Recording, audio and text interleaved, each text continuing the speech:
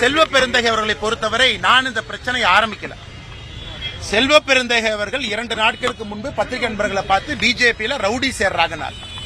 அப்ப செல்வ பெருந்தகை அவர்களுடைய வரலாறை சொல்ல வேண்டிய கட்டாயம் எனக்கு இருக்கு.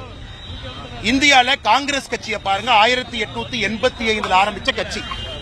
எங்கேயாச்சும் ஒரு இடத்துல குண்டாஸ் ஆக்ட்ல கைது செய்யப்பட்டு சிறையிலிருந்து வெளியே வந்த ஒருவர் காங்கிரஸ் கட்சியினுடைய மாநில தலைவராக இருக்கிறாருன்னு இந்தியா முழுவதும் பாருங்க, தமிழ்நாட்டில் மட்டும்தான். ஆடிட்டர் பாண்டியனுடைய கொலை வழக்கு எல்லோருக்குமே தெரியும். அங்க செல்வ பெருந்தகை அவர்களை கைது செய்ய போகும்பொழுது குதிச்சு காலை உடைச்சுக்கிட்டது எல்லாத்துக்கும் தெரியும். இன்னைக்கு பசுந்தோல் போத்திய புலியாக நான் காந்தி வழியில வந்தேன், நான் நல்லவன் சொல்லும் பொழுது வேறு வழி இல்லாமல் எல்லா கேஸையும் வெளியிட வேண்டிய காரணம் நிர்பந்தம்.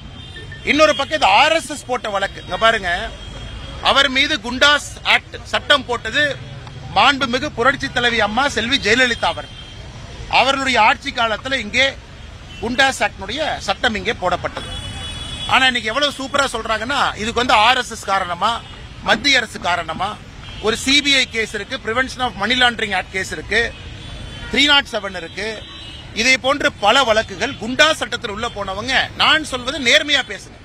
நீங்க பாரதிய ஜனதா கட்சியில ரவுடிகள் சேர்றாங்கன்னு நீங்க சொன்னதற்காக செல்வ பெருந்தகை எப்படிப்பட்ட மனிதர் என்று சொல்ல வேண்டிய கட்டாயம் இருக்கு. இல்ல என்ன சொல்றாரு, போய் என்னை ரவுடின்னு சொல்லிட்டு நான் கோர்ட்டுக்கு போறேன். கோர்ட்டுக்கு வாங்க, பாத்துக்கலாம். லண்டன்ல நீங்க இன்வெஸ்ட் பண்ண பணம் எல்லாம் நான் கொண்டு வர்றேன், எங்கேயும் விட போறது கிடையாது. தமிழகத்தில் இதான் என் தலைவிதினா நான் கையில் எடுக்க தயாரா இருக்கேன். இந்த மாதிரி ஒருத்தரையும் சண்டை போட்டு தான் தமிழகத்தினுடைய அரசியல் திருந்தும் என்றால் என்னை அர்ப்பணிப்பதற்கு தயாராக இருக்கின்றேன்.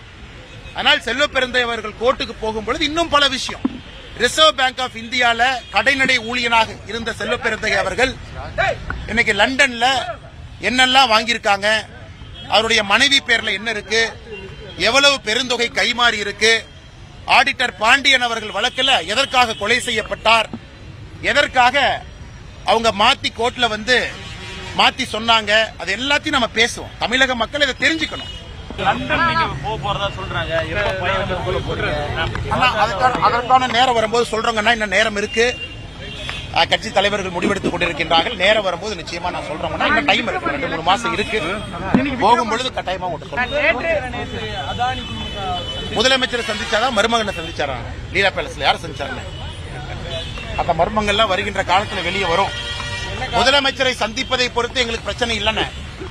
இன்னைக்கு திமுகவினுடைய பவர் சென்டர் மருமகன் கையிலையும் மகன் கையிலையும் இருக்கு.